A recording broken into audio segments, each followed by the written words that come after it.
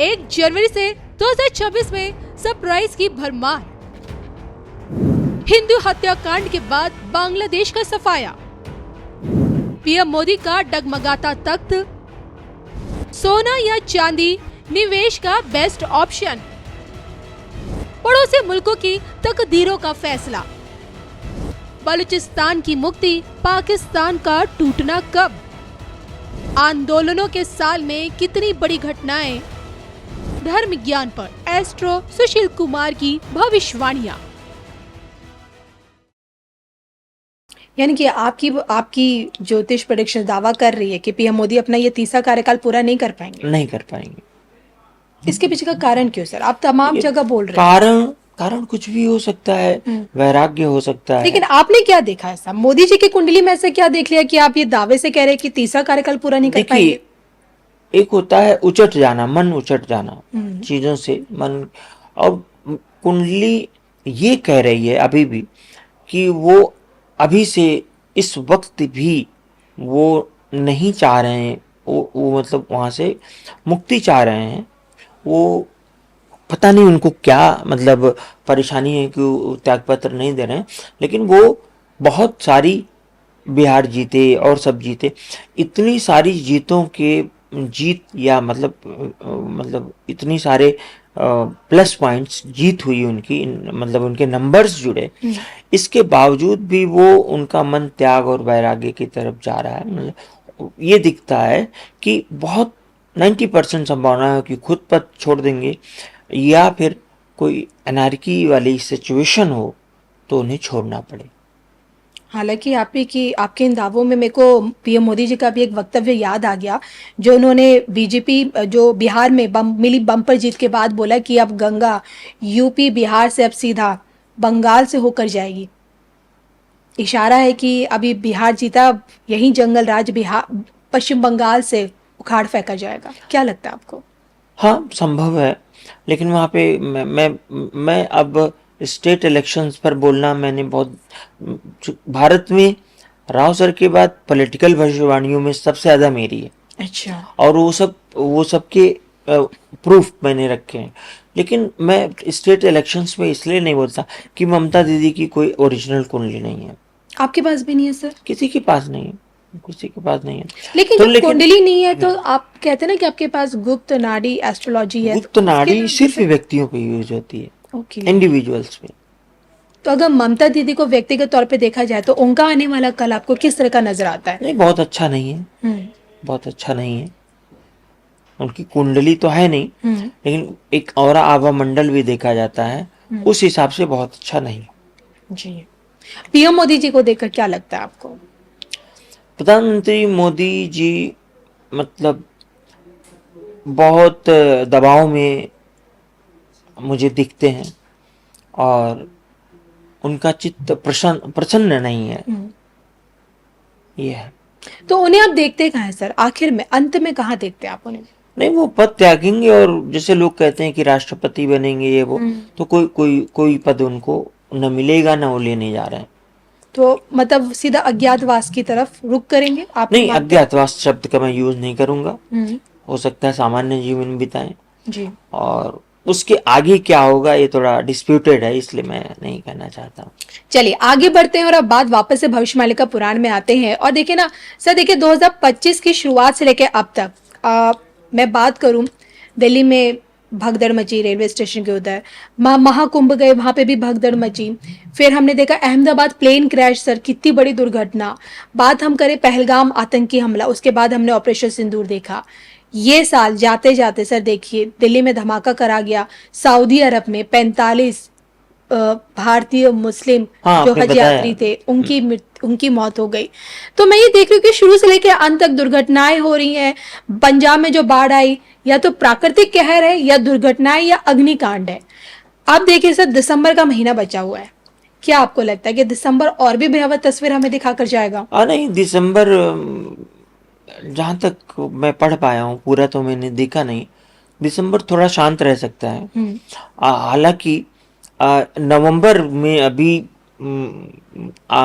करीब 12 दिन बचे हैं, तो ये नवंबर भारी जा सकता है अभी भी। क्या मैं ये समझूं? नवंबर में जो हेडिंग मैंने लगाई थी, नवंबर में कुछ प्रॉब्लम और हो सकती है। इस महीने के बचे 12 दिन, क्या आपको लगता है कि सेंसिटिव है। दुश्मनों के लिए काल साबित होंगे? क्योंकि कई लोगों को कहा जा रहा है कि अभी तक हम दिल्ली धमाके का बदला नहीं ले पाए हैं। नहीं, ऐसा नहीं होगा अभी। ऐसी चीज मैं नहीं देखता हूँ। कई लोग ये दावा कर रहे हैं कि अब बिहार में मिली ऐतिहासिक जीत के बाद पीएम मोदी कुछ करेंगे जरूर जी, दुश्मन के खिलाफ। हाँ, लेकिन अभी हम युद्ध की स्थिति में जरूर आएंगे। 2026 में ही आएंगे, 25 के लास्ट में भी आ सकते हैं, मगर तत्काल कोई ऐसी चीज नहीं बन रही है। लेकिन हम पे युद्ध थोपा जाएगा और हमें लड़ना पड़ेगा। हम पे युद्ध थोपा जाएगा, हमें लड़ना ये पड़ेगा। थोपा ही जा रहा है। कौन युद्ध चाहता है? हमारा कितना नुकसान होता है एक युद्ध में। लोगों की नौकरियां, इस समय आर्थिक स्थिति बहुत अच्छी नहीं है पूरी दुनिया की, और ऐसी स्थिति में हम एक युद्ध अफोर्ड नहीं कर सकते। जी। जब युद्ध होता है, जब पूर्ण रूप से युद्ध होता है, तो वो तो लोगों ने देखा नहीं ना कैसे होता है। तो वॉर फ्रंट पे लड़ी जाएगी, जैसे पाकिस्तान के साथ हमारी जो 4 दफा मैदान में जो युद्ध हुआ है आमने सामने, या फिर प्रॉक्सी वॉर पीछे से? नहीं, प्रॉक्सी वॉर तो चलते रहेंगे, लेकिन अब सीधे सामने सामने से वॉर होगा, सामने से। और पाकिस्तान का साथ चाइना देगा। लोग पाकिस्तान के खंड खंड होने की बहुत भविष्यवाणी करते हैं। आपको लगता है कि पाकिस्तान का नक्शा बदलने जा रहा है, मेरा या ये नक्शे से ही खत्म होने मेरा वाला है? ये मानना है कि अभी पाकिस्तान का नक्शा नहीं बदलेगा। उसके पीछे शक्तियां हैं। जब चाइना और अमेरिका कमजोर होगा, तभी ऐसा कुछ हो सकता है। पाकिस्तान जिस मतलब जिस बुरी स्थिति में चल रहा है, तो उसको कोई तोड़े तो उसके पहले ये लोग खड़े हो जाएंगे। तो अमेरिका और चाइना से लड़के ही पाकिस्तान को हम तोड़ सकते हैं। देखिए, लोग इस तरह की भविष्यवाणी करते हैं कि हम बलूचिस्तान तुरंत अलग हो जाएगा, हम विश्व गुरु बन जाएंगे। ये सारी चीजें गलत हैं।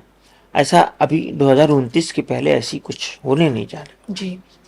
और पाकिस्तान जो ख्वाब देखता आया है हमेशा, ग्रेटर पाकिस्तान वाला नक्शा देखता आया, क्या लगता है ग्रेटर पाकिस्तान वाले नक्शे में कहीं कुछ सत्यता है, जिसमें वो चाहता है कि भाई आज का भारत भी उसमें आ जाए? अरे नहीं, कभी नहीं होगा। कश्मीर जो भारत का हिस्सा है, जो कश्मीर इधर का है, वो भी उसमें पाले में चला जाए?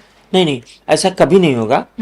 हालांकि भविष्य मालिका ये संकेत देती है कि एक बार मतलब कुछ इन्हीं 4-5 सालों में, आने वाले 4-5 सालों में भारत पर जो मतलब आक्रमण करेंगे, तो थोड़ी सी कमजोर स्थिति होगी एक बार भारत की। अब बार बार सिविल वॉर की भी बात करते हैं सर, गृह युद्ध की, पलट की बात करते हैं। सिविल वॉर का मैं बताऊं, मंगल की दशा चल रही है। आने वाला साल आंदोलनों का साल होगा। 2026 मांगों का साल होगा। सड़क पर बैठेंगे नहीं, सड़क पर उतरेंगे लोग। हमें नौकरी चाहिए, हमें रोजगार चाहिए, हमें हमारा पैसा चाहिए।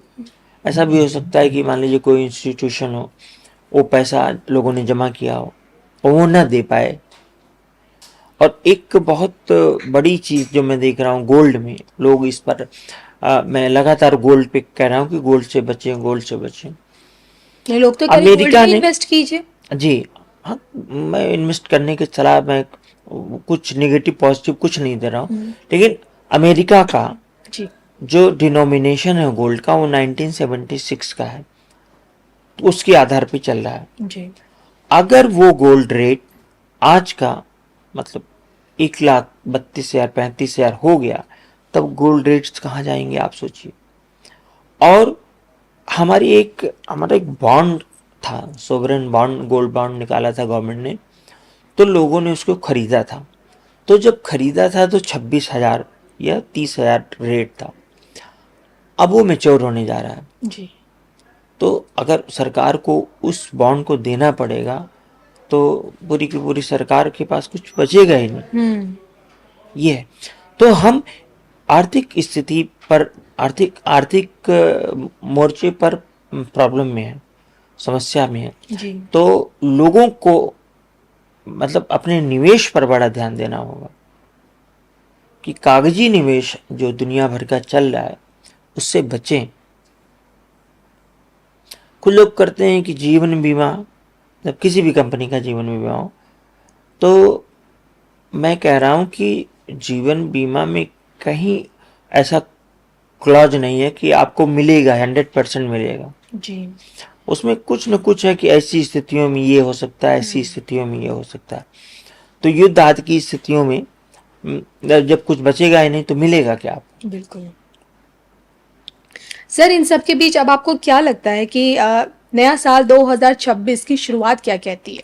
अच्छी हो रहेगी हम लोगों के लिए? देखिए, शुरुआत में मैं कुछ चीज़ों को बताऊं। एनर्जी सेक्टर खूब उभरेगा और इलेक्ट्रॉनिक व्हीकल्स का भारत जबरदस्त हो सकता है कि हम सबसे आगे आ जाएं। ईवीज में, इलेक्ट्रॉनिक व्हीकल्स में भारत नंबर 1 पे आ जाए। और हम हो सकता है कि पावर सेक्टर में इतने मजबूत हो जाएं कि हम दूसरों को पावर सप्लाई करें। और मशीनों का, खूब ढेर सारी मशीनों का, और इंजीनियर्स जो हम पैदा करते हैं वो काफ़ी आगे बढ़े। इसके अलावा जो भी टेक्नोलॉजी है, हमारी टेक्नोलॉजी बहुत बढ़ने जा रही है 2026 में। हम बहुत आगे जा रहे हैं, मतलब आगे पहुंचने वाले हैं 2026 में टेक्नोलॉजी में। जी। ये तो प्लस चीज़ें हो गई। बाकी नौकरियां जाएंगी और ज़बरदस्त जाएंगी। और वहीं दूसरी तरफ एआई ही नौकरियां भी देगा। जिस एआई से लोग डर रहे हैं, AI is going to provide jobs for the youth। इसके अतिरिक्त और ढेर सारी कहानियां तो जो मैंने आपको बताई वो होंगी। तो 2026 में हमें ऑपरेशंस और देखने को मिलेंगे दुश्मनों के खिलाफ? 100%। अग्निकांड, नहीं, तूफान, अग्निकांड तो मंगल अग्नि तो नहीं कह सकते, मंगल रक्त मांगता है, ब्लड शेड। मैंने हमारे उसमें ब्लड शेड कहा था, रक्तपात। तो खून तो बहुत दिखता है मुझे, खून बहेगा। तभी आप बार बार दंगों का जिक्र करते हैं। मैं दंगों का भी जिक्र करता हूँ। एजिटेशन एक टर्म है। एजिटेशन मतलब सड़क पर मास मूवमेंट। जैसे अन्ना मूवमेंट, लोग बैठे हुए थे, एक जगह बैठे हुए थे, धरना दिए थे। ऐसा हो सकता है कि लोग सड़कों पे आ जाएं कि हमारा पेट नहीं भर रहा, हम क्या करें। जैसे सरकार क्या किया, सरकार कर रही है कि महिलाओं को 10,000 रुपये, 5,000 इनको 5। लेकिन जो युवा है, जो वो तो रील में मस्त है बनाने में, लेकिन जब उसको पता चलेगा, और जो मैं एग्जाम्पल में देख भी रहा हूँ कि अब उनके पास रिचार्ज के भी पैसे नहीं है, तो वो कहाँ जाएंगे। अच्छा, ये सरकार नहीं, कोई भी सरकार होती, किसी भी पार्टी की, तो ये स्थिति आनी ही थी। क्योंकि वी आर इकोनॉमिकली उतने हम साउंड नहीं है। इकोनॉमिकली मंगल हमको वीक करेगा। भारत की कुंडली के दूसरे भाव में वो बैठा हुआ है जी, जो हमें कहीं ना कहीं इकोनॉमिकली वीक करेगा। और एक रक्त रंजित पिक्चर देखने को मिलेगी 2026 जी। हम बहुत ज्यादा हम डिफेंस पे खर्चा करने जा रहे हैं। ये अच्छी बात तो है ही है, लेकिन साथ ही ये भी है कि हमारा पैसा खर्च होगा दुश्मनों की वजह से जी। तो और इतना ही नहीं, अब्रॉड में जो लोग कभी जिन्होंने कुछ भी खर्च नहीं किया, जैसे जापान वगैरह है, और कुछ ऐसी कंट्रीज हैं यूरोप में जो इनका कोई मतलब ही नहीं रहा, वो सब भी हथियार खरीदने की होड़ में रहेंगे। अच्छा सर, इसी रक्त रंजित पिक्चर में क्या आपको लगता है कि हम पीओके को देख सकते हैं?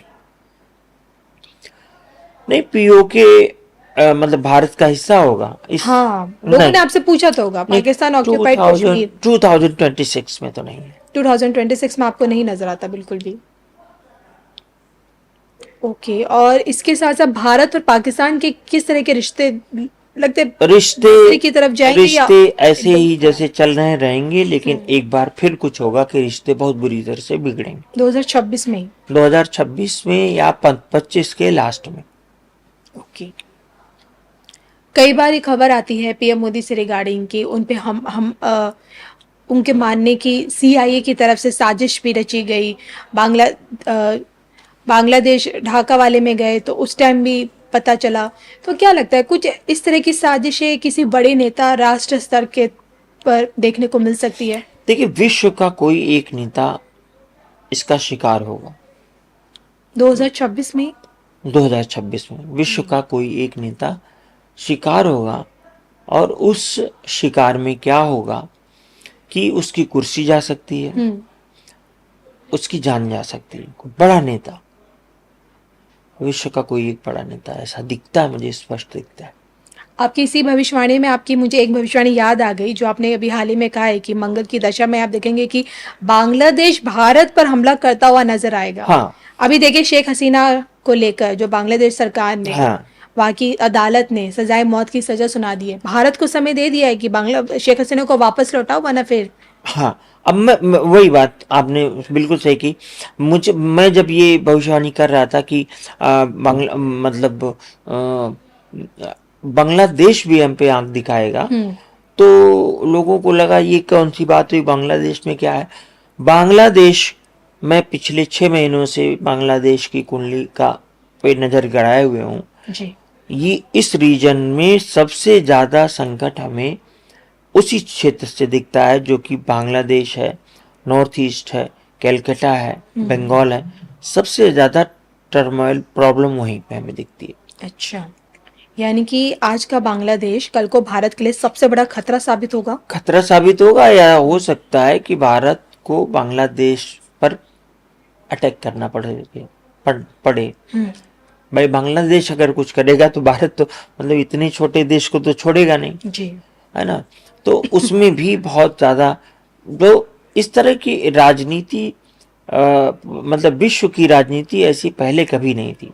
इस लेवल पे आके, इंडिविजुअल लेवल पे बोलचाल बंद है, कोई किसी का फोन नहीं उठा रहे, ये सब चीजें घटेंगी। और इसमें मतलब ट्रम्प अमेरिका का नुकसान करने जा रहा है और इसके साथ साथ हम लोगों का भी नुकसान होगा।